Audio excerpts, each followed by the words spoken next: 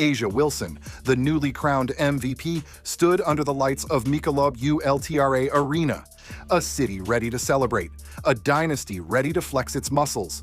The confetti, the cameras, the stage, all of it was meant to highlight Vegas's greatness. But the Indiana Fever tore up the script. In front of thousands of Aces fans, the underdog didn't just win, they dominated. By the end of the night, the headlines weren't about Wilson's MVP. They were about Indiana, a team missing half its roster, a team written off by everyone, sending shockwaves through the playoffs. Final score, Fever 89, Aces 73. A 16-point dismantling of the defending champions on their MVP's night. And the question is simple, was this just one bad game? Or did Indiana expose the cracks in Vegas's dynasty? Let's rewind. The Aces entered this series as heavy favorites, 2 championships in the last 2 seasons, an 18-1 record at home in the playoffs. The reigning MVP, A'ja Wilson, playing the best basketball of her career. Before Game 1, Becky Hammond, Vegas's coach, said it herself, "You haven't even seen the real Aces yet." That's not just confidence, that's a warning shot. Meanwhile, Indiana? They hadn't been in the semifinals since 2015. They were missing 6 players due to injury, including key rotation pieces. On paper, this was a mismatch. The national media treated it like a formality. This wasn't supposed to be competitive. This was supposed to be the Aces' coronation. The next step toward a three-peat. But basketball doesn't care about scripts. It cares about heart, about execution, about who's willing to take the moment and own it. The first quarter set the tone. Vegas opened with their usual intensity, swarming defense, transition buckets, Wilson trying to impose her will in the paint. The crowd roared with every Aces basket. But Indiana didn't fold. Kelsey Mitchell hit her first jumper early, calm and steady. Aaliyah Boston battled Wilson on the block, holding her ground against the league's best. And Odyssey Sims, the veteran guard nobody was talking about, hit back-to-back jumpers to silence the crowd. By the end of the first, Vegas wasn't running away. The score was tight. And for the first time, you could feel it in the building. The underdog wasn't backing down. This is where things got interesting. Vegas tried to crank up the physicality. Wilson was throwing her body into the lane, flopping on contact, barking at the refs. Kelsey Plum tried to speed up the game with transition threes. Jackie Young attacked the rim, but Indiana matched every punch. Mitchell hit a 3 in Plum's face. Boston blocked Wilson at the rim on MVP night. And Lexi Hull, the defensive spark plug, stripped Jackie Young and sprinted down for a layup. The crowd went silent. Vegas was supposed to dictate tempo. Instead, Indiana was dictating terms. The Aces looked frustrated. Every whistle they expected didn't come. Every shot they expected to fall rimmed out. By halftime, the Fever led by 5. And here's the kicker. The Aces weren't just trailing. They looked uncomfortable. If the first half planted doubt, the third quarter planted the dagger. Kelsey Mitchell exploded. Pull-up threes, mid-range daggers, drives through traffic. Every time Vegas threatened to make a run, Mitchell responded. Vegas cuts it to 3. Mitchell buries a deep 3. Vegas forces a turnover. Mitchell races the other way for a layup. It wasn't just scoring. It was silencing. Every bucket felt heavier. The crowd grew quieter. The Aces' body language got worse. By the end of the third, Mitchell was at 25 points and counting. She finished with 34, the game of her life on the biggest stage of her career. And Becky Hammond admitted it afterward. "We had no answer for Mitchell." That sentence told the whole story. By the fourth, the Aces weren't just trailing, they were unraveling. Wilson kept forcing shots. She finished 6 for 22 from the field. Kelsey Plum missed open threes. Jackie Young couldn't find her rhythm. Meanwhile, Indiana was locked in. Boston dominated the glass. Sims controlled the tempo. Lexi Hull harassed every ball handler in sight.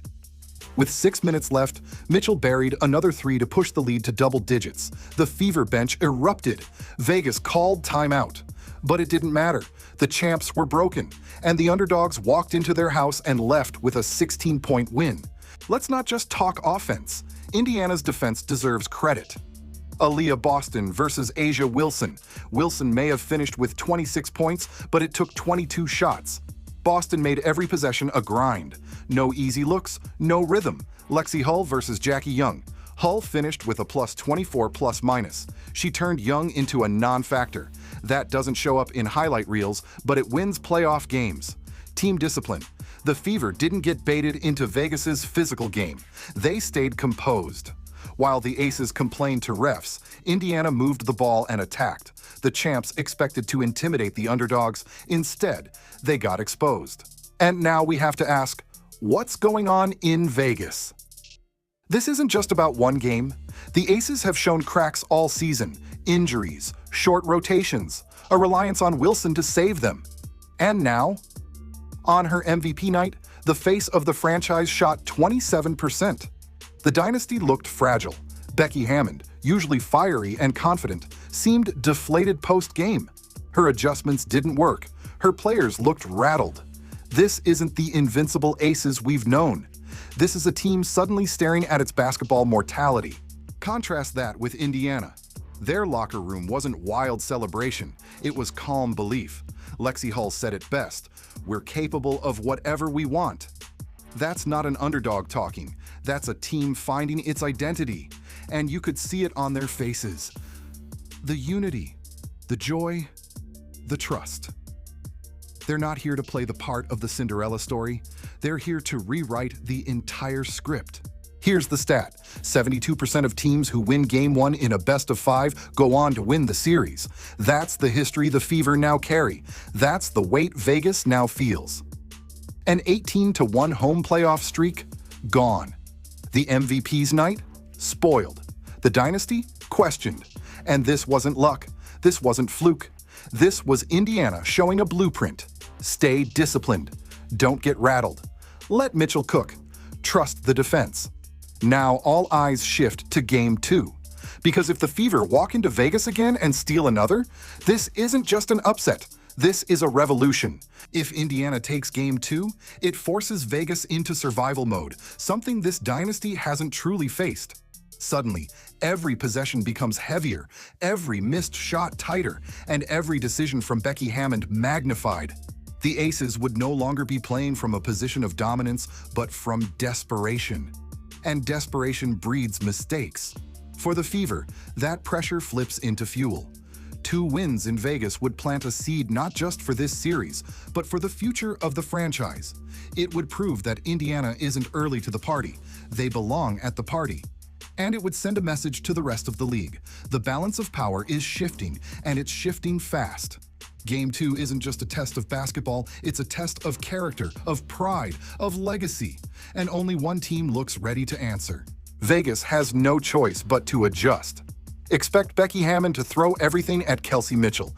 Jackie Young might be glued to her hip, Chelsea Gray might trap her early, and Wilson will be tasked with cleaning up every drive. The Aces know if Mitchell gets going again, it's over before it starts.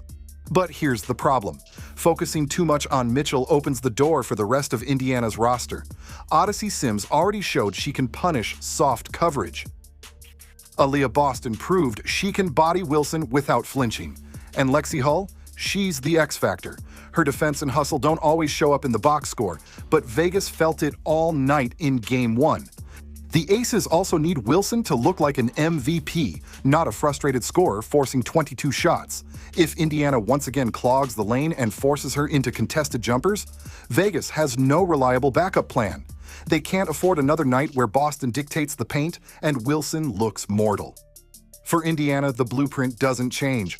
Push the pace, let Mitchell set the tone, stay disciplined on defense, and never get baited into Vegas's antics. The more composed they are, the more frustrated the Aces become. Game 2 isn't just about winning or losing. For Vegas, it's about survival. For Indiana, it's about rewriting the league's hierarchy in real time. And if they walk out of Vegas with another win, the dynasty everyone assumed was untouchable, it might just crumble in front of our eyes. If that happens, the story flips overnight. Suddenly, it's not about the Aces chasing another title. It's about the Fever becoming the league's new face of resilience. A team that was counted out, missing half their roster and treated like a speed bump, would instead be on the verge of knocking off the champions. That's not just a playoff run, that's a cultural reset. And think about what it means for Vegas. 2 straight losses at home would spark questions nobody thought they'd hear this season. Is the dynasty already fading? Can Wilson truly carry them when the lights are brightest? Has the league finally figured out the Aces formula? Those whispers turn into headlines real fast when you're staring at elimination. For Indiana, though, every basket, every stop, every win builds belief. Belief that this isn't a Cinderella run, it's the foundation of something bigger. A core of Mitchell, Boston, Sims, Hull, and Howard proving that chemistry and toughness can outlast trophies and hype. The Indiana Fever didn't just steal a win, they stole the spotlight on MVP night, in the champ's house, against the dynasty. So I'll leave you with this. Was this just Vegas stumbling, or are we watching the start of the next great WNBA story? Comment below, Fever Show, if you believe Indiana can finish the job, because one thing is clear, the Aces don't look untouchable anymore.